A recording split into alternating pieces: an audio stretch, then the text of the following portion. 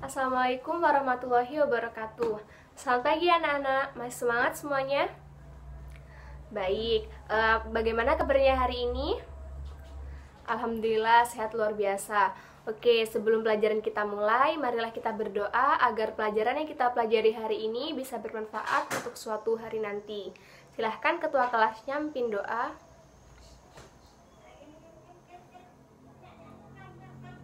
Amin, amin ya rabbal alamin. Oke, untuk selanjutnya Bu Fira ingin mengetahui adakah di sini teman-teman kalian yang tidak mengikuti pada pertemuan hari ini? Dinda Ayu Pramesti, Yunia Dwi Karina, Rahmadila Meulita, Bayu Putra Anggara, Larasati Puspa, Muhammad Zamzam, Agung Ilham. Oke, alhamdulillah semua hadir pada pertemuan kali ini. Baik, untuk pertemuan kali ini Bu Fira ingin menerangkan kepada kalian yaitu mengenai tata surya dan bumi sebagai ruang kehidupan. Nah, sebelumnya Bu Fira ingin mengetahui di sini ada nggak yang tahu apa saja benda-benda yang ada di tata surya itu? Betul sekali Mbak Laras, jadi di tata surya itu ada bintang, ada satelit, ada matahari, ada planet, ada komet, asteroid, dan lain sebagainya. Oke, mari kita bahas satu persatu dari yang disebutkan tadi. Yang pertama yaitu ada matahari.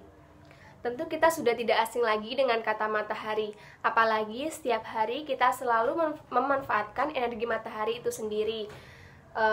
Matahari merupakan bintang di tata surya yang beratnya mencapai 300.000 kali lipat dibandingkan bumi. Nah, sudah dibayangkan betapa besarnya matahari itu? Oke, untuk benda yang kedua yaitu satelit. Satelit ini merupakan anggota tata surya yang selalu mengelilingi planet. Nah, satelit ini ada dua, yaitu satelit alami dan satelit buatan. Untuk benda yang ketiga yaitu bintang. Bintang ini memiliki keistimewaan sendiri. Mengapa sih bintang memiliki keistimewaan sendiri?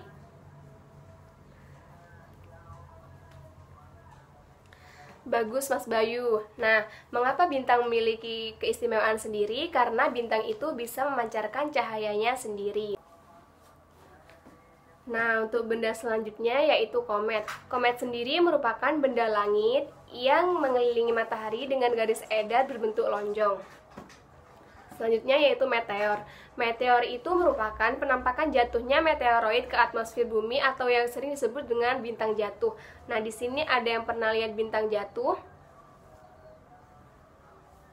Oke, benda selanjutnya yaitu asteroid. Asteroid merupakan benda berukuran lebih kecil daripada planet, tetapi lebih besar daripada meteor. Selanjutnya yaitu planet.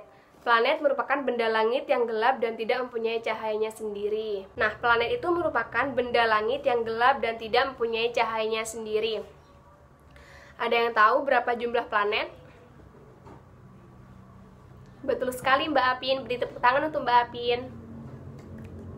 Oke, jadi planet-planet itu ada 8. Ada Merkurius, Venus, Bumi, Mars, Saturnus, Uranus, Neptunus, Jupiter. Untuk pembahasan selanjutnya ini menarik, yaitu kita akan pelajari tentang planet. Sebelumnya, adakah di sini yang tahu berapa jumlah planet dalam tata surya? Betul sekali Mbak Apin. Beri tepuk tangan untuk Mbak Apin. Oke, jadi di planet itu ada 8 planet. Di antaranya ada di sini ada yang berwarna kuning, ini ada Merkurius, ada Venus, ada Bumi, ada Mars, ada Jupiter, ada Saturnus, Uranus, dan yang terakhir yaitu Neptunus. Oke, tempat tinggal kita ini di mana? Betul sekali, tempat tinggal kita yaitu di bumi. Nah, untuk yang pertama yaitu kita akan pelajari tentang Merkurius. Nah, Merkurius itu sendiri merupakan planet yang paling dekat dengan matahari, dengan jaraknya yaitu sekitar 57 juta kilometer. Bisa dibayangkan betapa panasnya bertempat tinggal di planet Merkurius? Oke, yang kedua merupakan planet Venus. Planet Venus merupakan planet yang menduduki urutan kedua di dalam tata surya yang dekat dengan matahari. Nah, planet Venus ini memiliki ciri-ciri yaitu planet Venus ini sering dijuluki sebagai bintang fajar atau bintang senja. Ada yang tahu kenapa planet Venus dijuluki sebagai bintang fajar atau bintang senja? Oke, jadi mengapa planet Venus dijuluki sebagai bintang fajar atau bintang senja? Karena planet Venus sering muncul pada saat pagi hari dan sore hari, dan jaraknya dari Venus ke matahari yaitu mencapai 108 juta kilometer. Selanjutnya kita beralih ke urutan ketiga yang dekat dengan matahari, yaitu bumi. Di sini ada yang tahu apa itu bumi? Betul sekali Mbak Yunia. Nah, bumi merupakan tempat tinggal kita semuanya. Semua isi makhluk hidup itu bertempat tinggal di bumi. Oke, bumi mendekati urutan ketiga yang dekat dengan matahari. Di bumi ini sendiri terdiri dari 70% air dan 30% daratan. Jarak dari bumi ke matahari ini mencapai 149,6 km. Di dalam bumi ini, planet bumi ini sendiri kita mempunyai satelit, yaitu yang sering disebut dengan satelit bulan. Untuk selanjutnya yang keempat yaitu planet Mars. Planet Mars merupakan planet keempat yang dekat dengan matahari, di mana planet Mars ini sering disebut dengan planet merah karena warna dari planet Mars ini yaitu yang kemerah-merahan.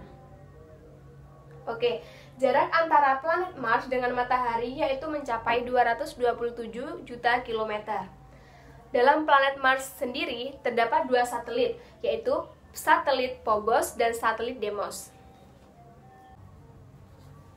Selanjutnya yaitu Jupiter. Nah, Jupiter ini merupakan planet ke-5 yang dekat dengan matahari, di mana dalam planet Jupiter ini merupakan planet yang terbesar di dalam tata surya.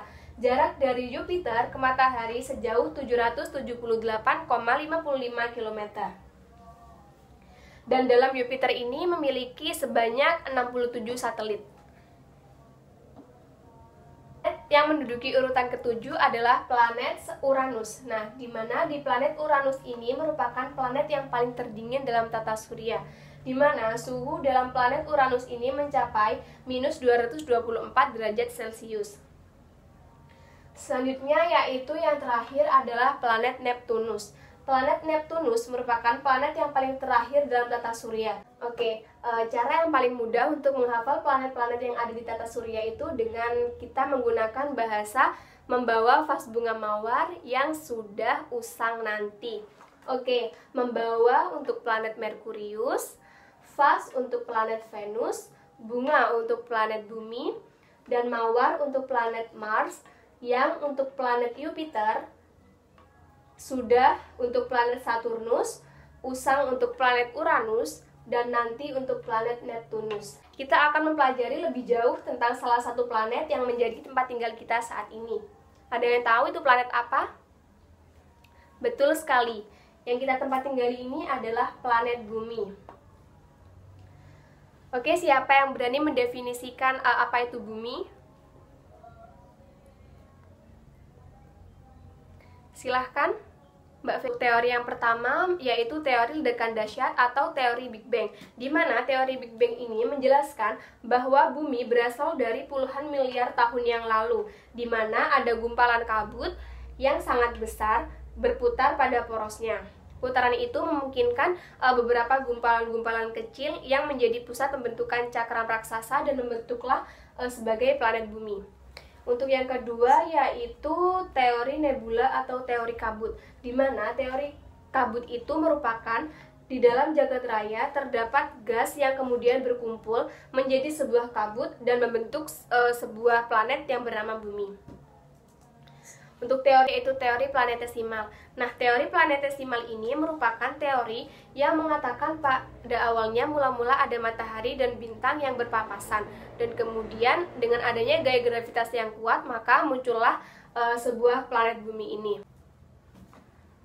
Untuk teori yang terakhir yaitu teori bintang kembar, di mana teori bintang kembar ini menyatakan bahwa mula-mula terdapat dua bintang dan Kemudian salah satu dari bintang tersebut meledak dan muncullah kepingan-kepingan yang membentuk sebagai planet bumi. Ya, kita akan membahas tentang dampak rotasi dan revolusi terhadap kehidupan di bumi. Nah, untuk dampak rotasi sendiri yang pertama yaitu peredaran semu harian benda-benda langit. Yang kedua adalah adanya pergantian siang dan malam. Dan yang ketiga adalah perbedaan waktu dan pembagian waktu internasional. Yang keempat ada perbedaan percepatan gravitasi bumi, dan yang kelima ada pembelokan arah angin, dan yang keenam adalah pembelokan arus laut. Untuk dampak dari revolusi sendiri yaitu adanya perubahan lama siang dan malam dan adanya gerak semu matahari. Oke, dari materi-materi yang Ibu paparkan tadi, adakah yang ingin bertanya? Silahkan, Laras. Oke, baik Laras. Jadi dari alasan-alasan yang disebutkan Ibu Vira tadi, terdapat juga alasan mengapa kita itu hidup di bumi, yaitu adalah hutan yang hijau yang memungkinkan kehidupan yang berlangsung secara turun-temurun. Jadi di dalam bumi itu sendiri selalu ada kehidupan yang secara terus-menerus. Tanya, saya kira cukup. Semoga materi yang kita pelajari hari ini bisa bermanfaat. Sebelum kita mengakhiri pelajaran, marilah kita mengucap hamdalah bersama-sama. Alhamdulillahirrabbilalamin. Oke, sekian. Wassalamualaikum warahmatullahi wabarakatuh.